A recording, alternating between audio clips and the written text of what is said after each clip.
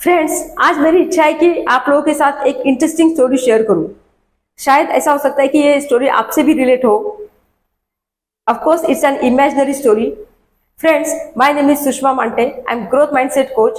I have been a trainer for last 13 years and I have designed a special 3-day intense training program for MBA students, transform MBAs into corporate leaders. और आज की जो मैं story बताने वाली हूँ वो भी एक MBA स्टूडेंट की है, जो कि इमेजिनरी स्टोरी है।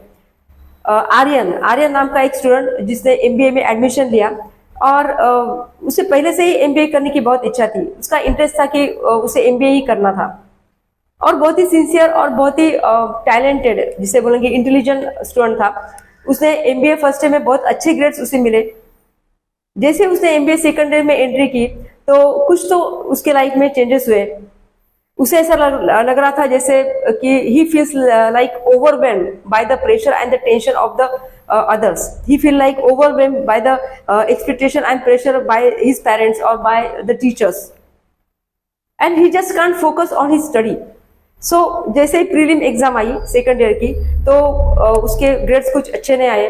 तो उनके जो प्रोफेसर थे डॉक्टर राउत, उनको ये समझ में आ गया था कि ये आर्यन जो स्टूडेंट है वो बहुत ही टैलेंटेड है, बहुत ही इंटेलिजेंट है, लेकिन फर्स्ट ईयर में इसके ग्रेड तो अच्छे आए, लेकिन सेकंड ईयर में पता नहीं इसके साथ मैंने क्या हुआ, लेकिन इसके ग्रेड्स बहुत कम आए।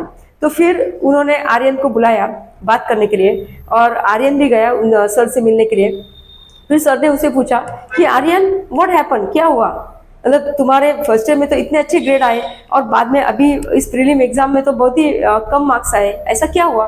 फिर आर्यन ने बताया कि सर एक्चुअली मुझे ही नहीं पता चल रहा है कि what's happening with me.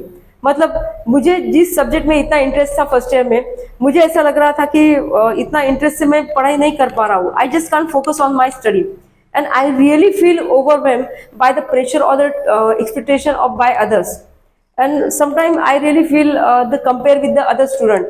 I feel that inferior complex. So and I just can't find that motivation to do the study, right? So sir को समझ में आ गया था कि चलो इसका प्रॉब्लम क्या है, एग्जैक्ट इसका प्रॉब्लम क्या है।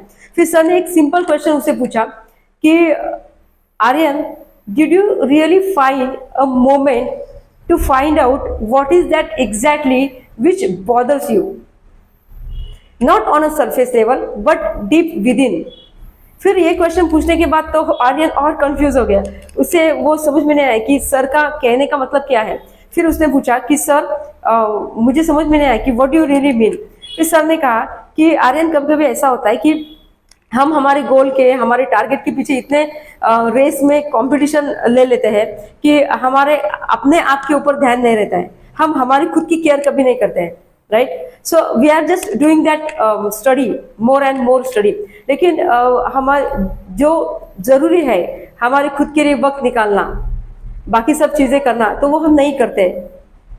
तो you just need to be focus on yourself first, to take some time.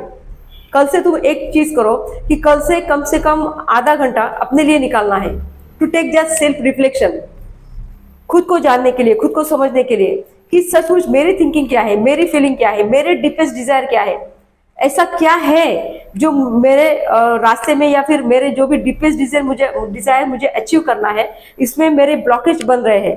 ये मेरी इनसिक्योरिटीज है, मेरे फियर्स है, मेरे ट्रिगर पॉइंट्स हैं, वो जो भी है, लेकिन उसको समझने के लिए आप आधा घंटा कम से कम कल से निकालो। और बाकी सब चीजें हैं जो पॉजिटिव चीजें, जो कि एक्सरसाइज करना, मेडिटेशन करना और टाइम पे खाना खाना, टाइम पे सोना, ये सब चीजें करने बहुत जरूरी है अगर तुम्हें बैलेंस करना है। You are just kind of burn out, right, like mentally and emotionally burn out, और ये बर्न आउट में से निकालने के लिए तुम्हें ये सब चीजें करने बहुत जरूरी है। फिर आर्यन ने ये सब चीजें आर्यन के लिए बहुत नई थी, तो आर्यन को लगा चलो अब ये करना तो पड़ेगा ही, अगर हमें इसे ओवरकम करना है तो we just need to do that. फिर उसने दूसरे ही दिन से ये सब चीजें करनी शुरू कर दी।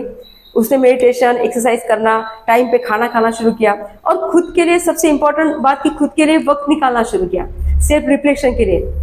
उसने आधा घंटा अपने आप के लिए वक्त निकाला। फिर उसे जैसे ही उसने ये सब किया तो उसे एक प्रोफाउंड सेल्फ अवेयरनेस आया कि खुद के लिए, यानी खुद के बारे में वो और भी ज्यादा उसे जानने लगा और खुद के बारे में उसे नॉलेज मिलने लगी कि चलो मेरे स्ट्रेंथ, मेरे वीकनेसेस, मेरे फीलिंग्स, मेरे थॉट प्रोसेसेस, मेरे थॉट प्रोसेस के पैटर्न्स, सभी चीजें उसे धीरे धीरे समझने लगी। और जैसे ही ये चीजें समझने लगे वो he got away slowly from his frustration and धीरे धीरे वो रिकवर करने लगा और उसकी मेंटल और फिजिकल हेल्थ भी थोड़ी अच्छी होने लगी, right. So he can again regain that focus on his study. और फिर फाइनल जो एग्जाम हुई एमबीए में, तो एमबीए के फाइनल एग्जाम में उसके बहुत अच्छे मार्क्स आए और not only he got the good marks on the in his final exam, but he also has that clear vision what he really wants to do, and he got that motivation. Instead of motivation, I would say that inspiration.